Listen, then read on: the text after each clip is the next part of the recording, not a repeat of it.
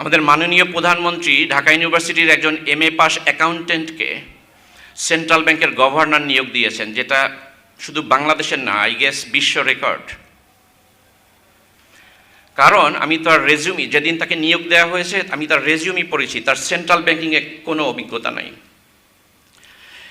এবং আপনাদেরকে আমি বলছি, এবং এটা কেন করা হলো, আই গেস মাননীয় প্রধানমন্ত্রীর হয়তো বিন্দু পরিমাণ ধারণা নাই যে একজন সেন্ট্রাল ব্যাংকের গভর্নরের পৃথিবীর যে কোনো জায়গায় গভর্নরের পোস্ট যে কোনো অর্থনীতির জন্য সেই দেশের যে কোনো মন্ত্রীর চেয়ে গুরুত্বপূর্ণ অর্থনীতির জন্য। তো কোশ্চেন হলো, কেন এই নিয়োগ দেওয়া হলো? সব প্রতিষ্ঠানগুলোতে যেভাবে রাজনৈতিক নিয়োগ দেওয়া হচ্ছে সেইভাবেই এই নিয়োগও হয়েছে। এই পৃথিবীতে এখন সবচেয়ে দরিদ্র দেশগুলোর মধ্যে অন্যতম হচ্ছে সুদান।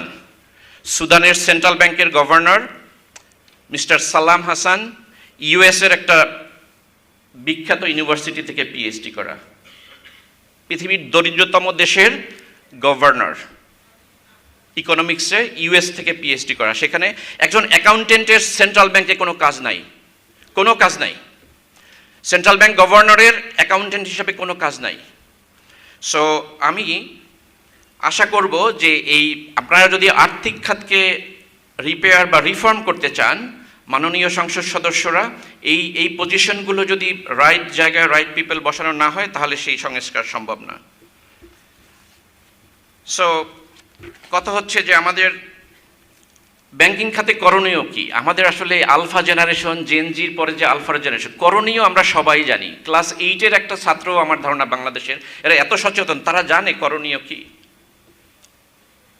সো প্রবলেম হচ্ছে দুর্নীতি। সো এই দুর্নীতি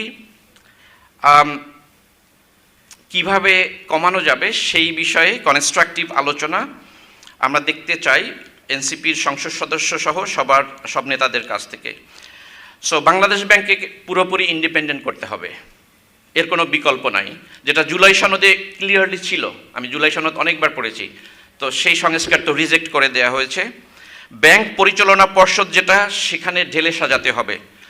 এটা হচ্ছে ব্যাংকিং সেক্টরে। আমাকে প্রশ্ন করা হয়েছিল যে রাজস্ব খাতের যে বিষয়টা, সেটা নিয়ে যেন একটু আমি আলোচনা করি, সময় সংক্ষিপ্ত। রাজস্ব খাতের বড় একটা সমস্যা হচ্ছে আমাদের ট্যাক্স কালেকশন, যেটা বললেন উনি, যে tax collection, tax GDP ratio পৃথিবীর নিম্নতম দেশগুলোর মধ্যে অন্যতম বাংলাদেশ, যেটা 6.6% ট্যাক্স টু জিডিপি রেশিও। তার মানে হচ্ছে বাংলাদেশে যখন 100 টাকার জিডিপি উৎপাদন হয়, গভর্নমেন্ট মাত্র 6 টাকা ট্যাক্স পায়।